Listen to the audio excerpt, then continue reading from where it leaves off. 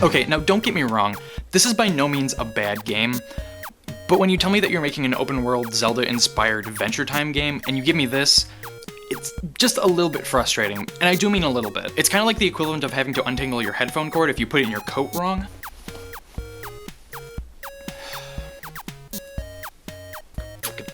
Damn it!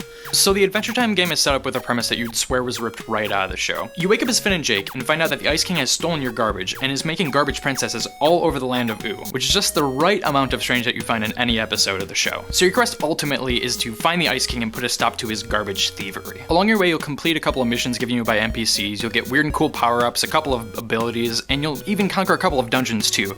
And this sounds really great on paper, but, I mean, I don't want to say it falls on its face, but it's kind of like it does that scary half-trip thing where it regains its balance midway through, sort of looks up at everyone and goes, "I'm okay, guys." And that's just it. It is okay. Let's talk about this, though. Within the first 10 minutes of the game, the Zelda 2 influence is unabashedly apparent. When you're not side-scrolling through specific areas, you'll be walking across this big honkin' world map and doing the sort of top-down perspective thing. One thing to know is that the land of Ooo seems a bit plain and vast in comparison to the sort of open-world style that they're going for. I mean, there just doesn't seem like there's a lot of places to explore.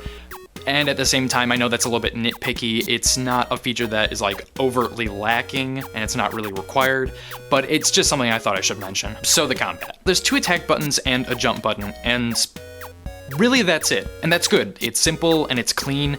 You can kind of supplement your attacks with power-ups and certain items throughout the game, but ultimately that's it. Which is good, you know? I mean, Finn and Jake are sort of these rough and tumble meat and potatoes simple guys. They're not these really intricately trained fighters or really like super skilled guys. Their first instinct in a fight is to punch a dude in the face, which you can totally do, by the way, and it's awesome. And you know, as you progress, you get these abilities that can be used in combat, but more often than not, you're probably gonna be finding yourself using the attack button. Speaking of abilities, they're done really well and they're appropriately wacky.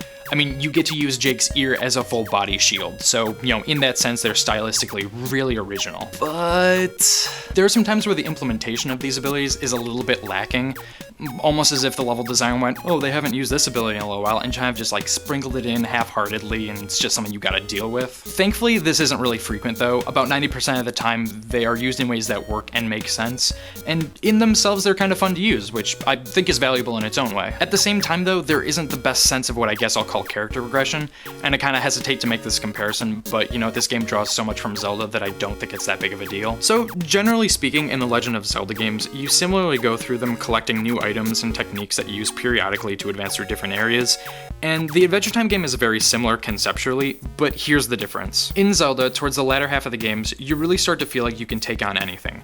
Obstacles that used to stop you dead in your tracks are no longer an issue. Enemies that you had no idea how to kill previously are now your collective bitch. You get a really good sense of Link becoming more powerful as you progress. You go from this dweeb on a tiny island to a dude who kills giant squids with a boomerang for their treasures, and it feels really awesome. So in the Adventure Time game, this is kind of achieved, but it more so feels like you have this tool belt. You have a lot of abilities that can solve certain problems, and you can solve more of them, but you don't really get this great sense of Finn and Jake progressing as characters and getting more powerful. It just feels like that they're able to solve more problems. I hope that makes sense. And please do not think I'm comparing this game to any other game in the Legend of Zelda series. A, that wouldn't really be fair, and B, that just wouldn't make sense.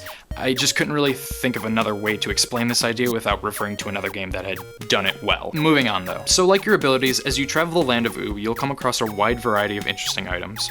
The 2 general categories that these fall into are foodstuffs and power-ups / items used for battle. And there's one particular system that I think is kind of neat. The way it works is that you have regular food and you have condiments, and you apply those condiments to the food that you have so you can increase the amount of health that it restores. So as you're going through the game, you kind of get to experiment with what condiments work best with what foods. For example, maple syrup in pancakes restores more health than, say, ketchup in an apple, which frankly, I don't understand.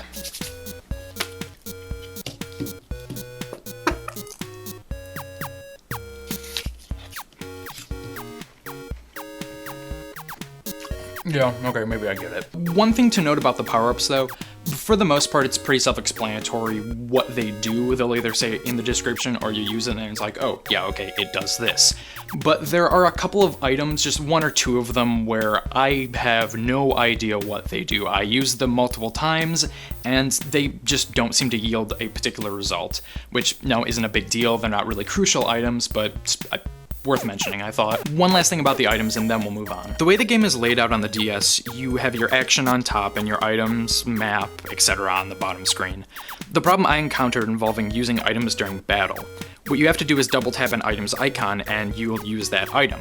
And this is all well and good, but when I'm in the middle of fighting a dude and I need to heal myself, taking out the stylus, double tapping, and putting it back in the DS is just a little bit troublesome. Yeah, and you're probably saying, why didn't you just use your thumbs? To which I would probably respond, why did you do your thumbs? No, but really, I did try that, and the thing is, the icons for the tiles are just a little bit too small for my big sausagey thumbs to accurately use.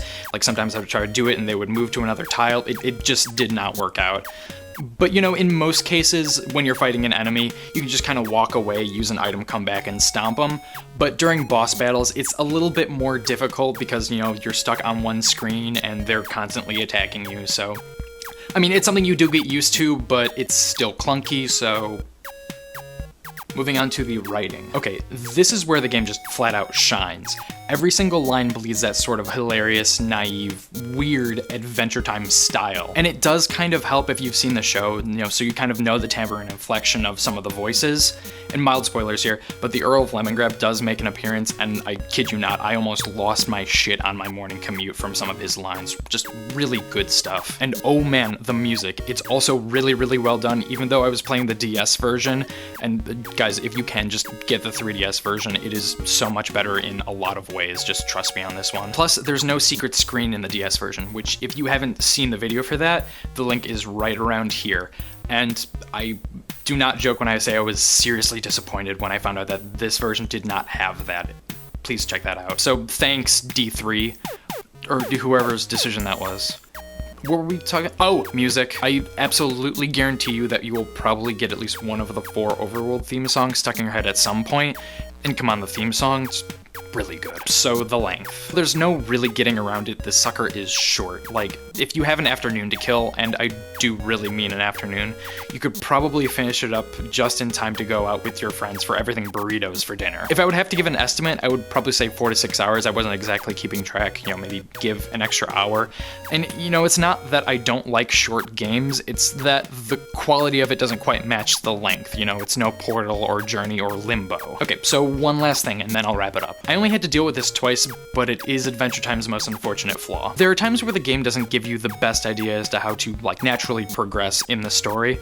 For example, like, you'll go to a main character, they will give you a set amount of tasks to do, you will go do them, come back to the area, talk to the character, and they'll have the same, like, line of dialogue as though you hadn't done those, and you're kind of just stuck there thinking, what else am I supposed to fucking do? I did the thing, let me keep going with the game. You know, you can wander around for a while and kind of eventually figure out what the game wanted you to do, but the fact that this is an issue just comes off as needlessly sloppy to me.